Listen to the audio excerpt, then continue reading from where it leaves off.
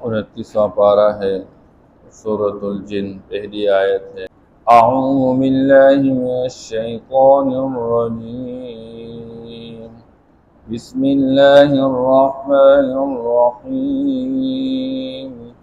قل اوحی الی انہ استمع نفر من الجن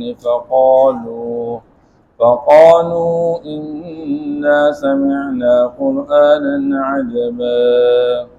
صدق اللہ العظیم۔ یہ سورۃ الجن کہلاتی ہے۔ اس سے پہلے سورۃ نوح ہے۔ اس سورت میں جنات کے ایک واقعے اور ان کے ایمان لانے کا تذکرہ ہے۔ ماقبل صورت کے ساتھ اس کا ربط یہی ہے کہ اللہ جل شانہ حضرت نوح علیہ السلام کے حالات کو ذکر کر کے آپ صلی اللہ تعالی علیہ وسلم کو سمجھا چکے کہ جیسے نوح علیہ السلام اللہ کا پیغام اپنی قوم تک پہنچاتے رہے، لیکن قوم کی طرف سے انکار ہی انکار، اور نوح علیہ السلام کا مذاق اڑاتے رہے، اس کو مختلف قسم کی اذیتیں پہنچاتے رہے، لیکن نوح علیہ السلام نے صبر کا مظاہرہ کیا۔ اے میرے نبی، آپ بھی اپنی قوم کی طرف سے آپ کو جو تکلیف ملتی ہے اس پر صبر کا مظاہرہ کیجیے، ورنہ حقیقت تو یہ ہے کہ جیسے جنات ایک غیر جنس ہو کر اور غیر قوم ہو کر جب وہ تعصب کی نگاہ سے نکل کر حقیقت پسندی کا مظاہرہ کر چکے تو وہ بھی ایمان لے آئے، آپ کی قوم اگر ایمان نہیں لا رہی ہے تو حقیقت یہ ہے کہ یہ تعصب کا شکار ہیں۔ یہ لوگ ضد اور عناد کی بنیاد پر ایمان لانے کے لیے تیار نہیں، ان کو اپنی سرداری اور چودراہٹ کی فکر ہے، اس لیے یہ ایمان نہیں لا رہے ہیں۔ ماقبل صورت کے اندر توحید کا تذکرہ ہے تو اس صورت میں بھی توحید کا تذکرہ ہے۔ ماقبل اللہ جل شانہ نے بیان فرمایا، اے نوح، ہم آپ کو بھیج چکے آپ کی قوم کی طرف، ان سے آپ نے یہ بات کہنی ہے ان اعبدوا اللہ، کہ ایک اللہ کی عبادت کرو۔ اور یہاں پر بھی جنات کی طرف سے اس بات میں ذکر ہے کہ آمنا بھی، ہم اس پر ایمان لے آئے، اور اس قرآن کے اندر وحدانیت کا تذکرہ انہ تعالی جد ربنا ما اتخذ صاحبۃ ولا ولدا، ہمارا رب وہ بلند و بالا، وہ اولاد سے پاک، وہ بیوی سے پاک، وہ اپنی ذات و صفات کے اندر یکتا ہے۔ پھر ماقبل صورت کے اندر آخرت کا تذکرہ بھی ہو گیا، اس صورت کے اندر بھی آخرت کا تذکرہ آ رہا ہے۔ ماقبل صورت میں بھی رسالت کا تذکرہ، اس صورت میں بھی رسالت کا تذکرہ ہے، کیونکہ سورۃ الجن یہ مکی صورت ہے، اور مکی صورت میں عمومی طور پر 3 باتوں کے حوالے سے بات ہوتی ہے: توحید، رسالت اور آخرت۔ پھر یہ سورۃ الجن کہلاتی ہے۔ جن عربی زبان کا لفظ ہے، اور جن کہتے ہیں پوشیدہ چیز کو جو نظر نہ آئے، تو جنات بھی اللہ جل شان نے ان کو پیدا فرما چکے۔ وَخَلَقَ الْجَانَّ مِن مَّارِجٍ مِّن نَّارٍ، خالص آگ سے اللہ نے جنات کو پیدا کیا، اور خالص آگ وہ نظر نہیں آتی ہے، لہذا جنات بھی نظر نہیں آتے ہیں۔ اس لیے جنات یہ جیم اور نون کا مادہ جہاں پر بھی پایا جائے، جیسے جنت ہے تو جنت بھی نظر نہیں آ رہی، یا جنت کے اندر اتنے زیادہ باغات اور درخت گھنے ہوئے ہوں گے کہ وہ گویا کہ ڈھانپے ہوئے ہوں گے۔ مجنون بندہ، اس کے اندر بھی جیم اور نون پایا جاتا ہے، اس کے عقل کو بھی ڈھانپ لیا جاتا ہے، اور اس کو سمجھ نہیں آ رہا ہوتا۔ بہرحال یہ سورۃ الجن آپ صلی اللہ تعالی علیہ وسلم کی بعثت اللہ نے انسانوں کی طرف بھی کی ہے اور جنات کی طرف بھی کی ہے، اس سے انسان بھی آپ صلی اللہ تعالی وسلم پر ایمان لانے والے اور جنات بھی آپ صلی اللہ تعالی وسلم پر ایمان لانے والے اللہ نے انسانوں اور جنات کی تخلیق فرمائی ہے، لیکن اللہ فرماتے ہیں وَمَا خَلَقْتُ الْجِنَّ وَالْإِنسَ إِلَّا لِيَعْبُدُونَ، میں نے انسانوں اور جناتوں کو پیدا کیا اپنے تعارف کے واسطے، تاکہ اللہ کو پہچان کر اس کی عبادت میں لگ جائے۔ اب اللہ کا پیغام پہنچانا یہ انسانوں تک اور جنات تک آپ صلی اللہ علیہ وسلم کی ذمہ داری ہے، کیونکہ دنیا میں انسانوں سے پہلے جنات کی آبادی تھی، بعد میں اللہ جل شانہ نے انسانوں کو پیدا فرمایا۔ اب یہ جو جنات ہے یہ بھی دنیا کے اندر رہائش پذیر ہے، لیکن اللہ جل شانہ نے انسانوں کے نظر سے ان کو ہٹا کے، کیونکہ وہ انتہائی جو ان کی تخلیق ہے جس مادے سے، وہ انسانوں کو آنکھوں کے اندر اس وقت اس کو دیکھنے کی طاقت نہیں ہے، البتہ جب قیامت کا دن قائم ہوگا تو سب پہ نظر آ جائیں گے۔ لیکن اللہ جل شانہ نے جنات کو ایک حیثیت اور صفت دی ہے، وہ یہ کہ یتشکل باشکال مختلفہ، یہ مختلف شکلیں بھی بدلتے رہتے ہیں، اس لیے اپنی اصل شکل میں تو سامنے نہیں آ سکتے۔ یہ ہے کہ انسان کی شکل اپناوے یا کسی جانور کی شکل اپناوے یا کسی کیڑے مکوڑے کی شکل اپناوے تو پھر یہ سامنے آ جاتے ہیں۔ اس لیے آپ صلی اللہ تعالیٰ علیہ وسلم نے عوامر البیوت، گھروں کو آباد رکھنے والے کے حوالے سے بیان فرمایا، کسی گھر کے اندر کوئی سانپ نکل آ جائے تو آپ فوراً اس کو قتل نہ کر لے، اس کو سلیمان علیہ السلام کا جو وعدہ ہے اس کا اقرار اس سے لے لے کہ آپ باہر نکل جائیں،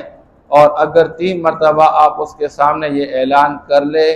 کہ میں تمہیں سلیمان علیہ السلام کے کیے گئے عہد کا پاس رکھنے کا تمہیں حکم کرتا ہوں اور آپ ہمارے گھر سے باہر نکل جائیے، تو اگر 3 مرتبہ اعلان کے بعد وہ نکل گیا تو ٹھیک ہے، نہیں نکلا تو پھر اس کو مار لے، پھر وہ سانپ ہی ہوگا۔ اس لیے بعض اوقات سانپ کی شکل میں جنات نظر آ جاتے ہیں، لیکن بندہ کو سمجھ میں نہیں آ رہا تھا، جس کی وجہ سے بندے کا نقصان ہو جاتا ہے۔ آپ صلی اللہ تعالیٰ علیہ وسلم کا زمانہ، آپ صلی اللہ تعالیٰ علیہ وسلم صحابہ کو لے کر میدان میں نکلے، ایک نوجوان تھا اور وہ نوجوان شریک تھا ان کے ساتھ، نئی نئی شادی ہوئی تھی، وہ گھر سے باہر تھا، آپ صلی اللہ علیہ وسلم کے ساتھ تھا۔ دن کے وقت اس نے آپ صلی اللہ علیہ وسلم سے اجازت چاہی کہ میں گھر تک جا کے واپس آتا ہوں۔ وہ گھر تک چلا گیا تو دیکھا کہ اس کی بیوی باہر کھڑی ہے، اس کو بہت غصہ آیا کہ میری اجازت کے بغیر میری گھر والی گھر سے باہر کیوں کھڑی ہے۔ اس نے تلوار نکالے، اس کو مارنا چاہا، اس نے کہا اللہ کا واسطہ پہلے میری بات سنو، آپ جائے گھر کے اندر کہ مسئلہ کیا ہے؟ گھر کے اندر ایک بہت بڑا سانپ نکلا ہوا ہے۔ اب وہ نوجوان تھا، وہ گھر کے اندر داخل ہو گیا، اب وہ اس کی بیوی دیکھ رہی تھی، جو ہی اس نے اس پر وار کیا تو سانپ نے اس پر وار کیا، اور دونوں جو ہے اس نے اس پر وار کر کے وہ زخمی ہو گیا اور اس نے اس پر وار کر کے اس کو ڈس لیا۔ اب دونوں گر گئے۔ اب وہ اس کی بیوی کہہ رہی ہے ہمیں پتہ نہیں چلا کہ کون پہلا مر گیا، دونوں مر گئے۔ اس لیے آپ صلی اللہ علیہ وسلم کے پاس اس واقعے کا تذکرہ کیا گیا تو آپ صلی اللہ تعالیٰ وسلم نے فرمایا جب اس طرح کی چیزیں گھر میں ظاہر ہو جائے آپ فوری طور پر اس پر حملہ نہ کریں، پہلے اس کو 3 مرتبہ اعلان کر کے وہ نکل جائے تو ٹھیک ہے، ورنہ پھر اس کو مار دیں۔ بہرحال آپ صلی اللہ تعالیٰ علیہ وسلم کی ذمہ داری تھی،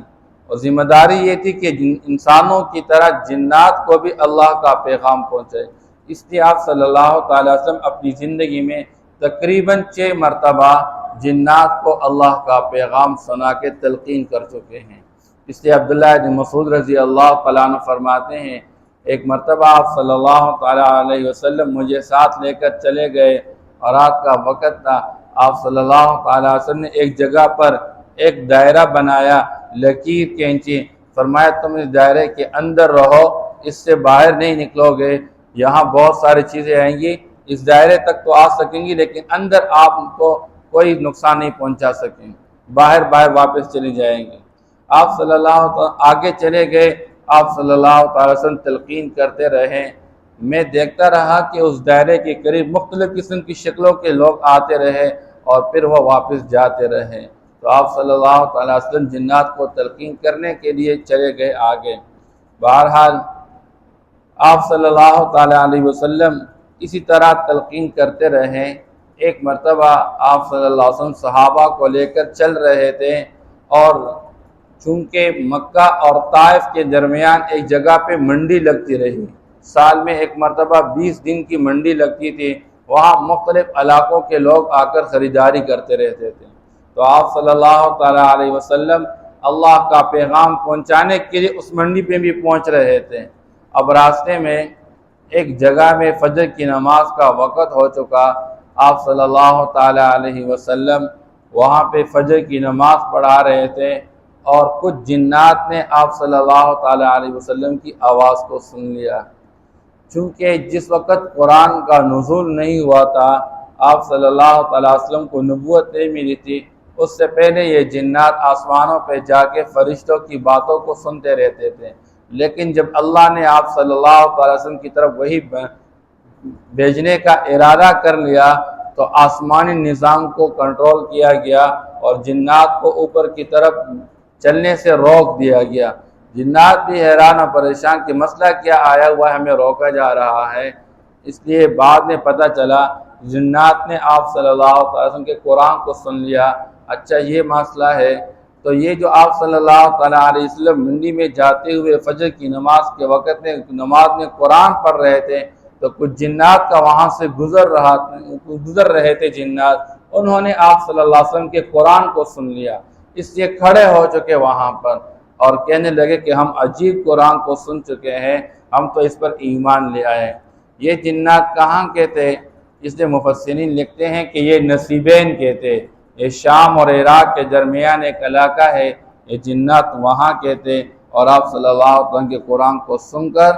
یہ ایک جماعت تھی، تقریباً 9 بندوں کی یہ جماعت تھی، 9 جنات تھے۔ اس لیے اللہ جل شانہ یہاں پر ان جنات کے تذکرے کو بیان فرما رہے ہیں۔ قُلْ أُوحِيَ إِلَيَّ أَنَّهُ اسْتَمَعَ نَفَرٌ مِّنَ الْجِنِّ، اے میرے نبی آپ کہہ دیجئے کہ مجھے وحی کی گئی ہے، أَنَّهُ اسْتَمَعَ نَفَرٌ مِّنَ الْجِنِّ، کہ جنات میں سے ایک جماعت نے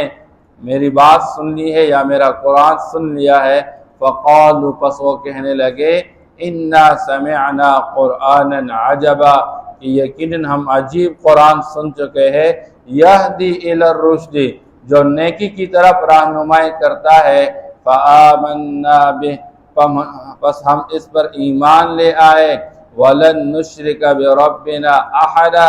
اور ہم اپنے رب کے ساتھ کسی کو شریک نہیں ٹھہراتے، ہم اپنے رب پر ایمان لاتے ہیں کہ وہ اپنی ذات و صفات میں یکتا ہے، تنہا ہے۔ وَأَنَّهُ تَعَالَى جَدُّ رَبِّنَا، اور اس اللہ کی شان یہ ہے کہ یقیناً ہمارا جو رب ہے، تعالی جد ربنا، ہمارے رب کی شان بلند و بالا ہے۔ مَتَّخَذَ صَاحِبَةً وَلَا وَلَدًا، اس نے اپنے لیے نہ کوئی بیوی بنا رکھی ہے اور نہ اپنے لیے کوئی اولاد بنا رکھی ہے، وہ بیوی سے پاک ہے، وہ اولاد سے پاک ہے۔ اس لیے کہ بیوی انسان کی ضرورت ہوتی ہے اور اللہ ہر قسم کی ضرورت سے پاک ہے۔ اللہ الصمد، وہ ہر ضرورت سے پاک ہے، اور سارے غیر جتنا بھی ہے وہ سارے کے سارے اللہ کے محتاج ہیں۔ ولا ولدا، اللہ اولاد سے بھی پاک ہے، کیونکہ اولاد انسان کی کمزوری کا ایک علامت ہے۔ بندہ جب کمزور پڑتا ہے اس کو سہارے کی ضرورت ہوتی ہے، اور وہ سہارا اولاد ہوتی ہے۔ لیکن بعض بدبخت لوگ ہوتے ہیں جو اپنے والدین کے لیے سہارا نہیں بنتے ہیں۔ بہرحال تو اللہ جل شانہ اولاد سے بھی پاک ہے، کیونکہ اللہ جل شانہ کو کسی کی کوئی ضرورت نہیں۔ وَأَنَّهُ كَانَ يَقُولُ سَفِيهُنَا عَلَى اللَّهِ شَطَطًا، اور جنات نے کہہ دیا کہ ہم میں سے ایک بیوقوف نے کہہ دیا اللہ پہ ایک زیادتی والا قول، یعنی ایک زیادتی کی بات اللہ کے حق میں کہہ دی ہے، اور وہ زیادتی والی بات کیا ہے کہ وہ کہہ رہا ہے کہ اللہ کی بیوی بھی ہے، اللہ کی اولاد بھی ہے۔ کوئی اللہ جل شانہ کے لیے اولاد ثابت کر رہے ہیں، نرینہ اولاد حضرت عزیر علیہ السلام کی شکل میں، کوئی حضرت عیسیٰ علیہ السلام کی شکل میں، کوئی اللہ کے لیے بیٹیاں قرار دے رہے ہیں وہ حضرت فرشتوں کی شکل میں، اور کوئی اللہ کے لیے سسرال کو ثابت کرے نعوذ باللہ کہ جنات اللہ کے سسرال میں سے ہیں۔ تو کہنے لگے کہ ہم میں سے بے وقوف لوگ ایک زیادتی والی بات کہہ چکے ہیں۔ وَأَنَّا ظَنَنَّا، اور ہم نے تو یہ گمان کر رکھا تھا أَلَّن تَقُولَ الْإِنسُ وَالْجِنُّ عَلَى اللَّهِ كَذِبًا، کہ جنات اور انسانوں میں سے کوئی بھی اللہ پر جھوٹ نہیں بولے گا، لیکن یہ تو اللہ پر جھوٹ باندھتے ہیں کہ اللہ کے لیے بیوی ثابت کرتے ہیں، اللہ کے لیے اولاد ثابت کرتے ہیں، حالانکہ اللہ تو بیوی اور اولاد سے پاک ہے۔ اس لیے آپ صلی اللہ تعالیٰ وسلم کو سمجھایا جا رہا ہے، اے میرے نبی، ایک جن جو کہ آپ کی قوم میں سے نہیں ہے، انسانوں کے جنس میں سے نہیں ہے، جب انہوں نے حقیقت پسندی کا مظاہرہ کیا اور تعصب کا عینک اتار دیا، تو وہ بھی اس بات کے قائل ہو چکے کہ آپ نبی برحق ہے اور آپ پر قرآن کو اتارا گیا، اور یہ قرآن اللہ کا کلام ہے اور اللہ وحدہ لا شریک ہے۔ وہ اللہ پر بھی ایمان لے آئے، قرآن کو اللہ کا کلام سمجھ چکے اور آپ کی رسالت کا اقرار کر چکے، لیکن آپ کی قوم جو ایمان نہیں لا رہی ہے، اس کی بنیادی وجہ یہ ہے کہ انہوں نے تعصب کا عینک پہنا ہوا ہے۔ جب بندہ تعصب کا شکار ہو جاتا ہے، پھر وہ حقیقت کو نہیں سمجھ پا رہا ہوتا ہے، پھر وہ حق نہیں سمجھ پا رہا ہوتا ہے۔ اس لیے ان کے ذہن میں یہ جو حق نہیں آ رہا ہے، یہ بنیاد طور پر ان کی ضد اور عناد کا ایک سبب ہے۔ قُلْ أُوحِيَ إِلَيَّ أَنَّهُ اسْتَمَعَ نَفَرٌ مِّنَ الْجِنِّ، آپ کہہ دیجئے کہ مجھے وحی کی گئی اس بات کی کہ جنات کی ایک جماعت سن چکے۔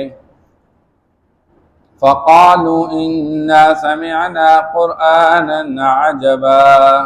بس وہ کہنے لگے یقیناً ہم عجیب قرآن سن چکے ہیں۔ يَهْدِي إِلَى الرُّشْدِ فَآمَنَّا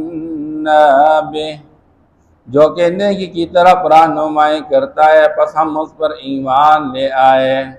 وَلَن نُشْرِكَ بِرَبِّنَا أَحَدًا، اور ہم اپنے رب کے ساتھ کسی کو شریک نہیں ٹھہراتے ہیں۔ وَأَنَّهُ تَعَالَى جَدُّ رَبِّنَا، اور یقیناً ہمارے رب کی جو شان ہے وہ بلند و بالا ہے۔ مَا اتَّخَذَ صَاحِبَةً وَلَا وَلَدًا، نہ اس نے اپنے لیے بیوی بنا رکھی ہے اور نہ اولاد۔ وَأَنَّهُ كَانَ يَقُولُ سَفِيهُنَا عَلَى اللَّهِ شَطَطًا، اور یقیناً ہم میں سے ایک بے وقوف شخص وہ اللہ پر ایک زیادتی والا قول کہہ چکا۔ وَأَنَّا ظَنَنَّا أَن لَّن تَقُولَ الْإِنسُ وَالْجِنُّ عَلَى اللَّهِ كَذِبًا، اور یقیناً ہم یہ گمان کر چکے کہ انسان اور جنات اللہ پر جھوٹ نہیں باندھیں گے، اللہ کے بارے میں جھوٹ نہیں کہیں گے۔ صدق اللہ۔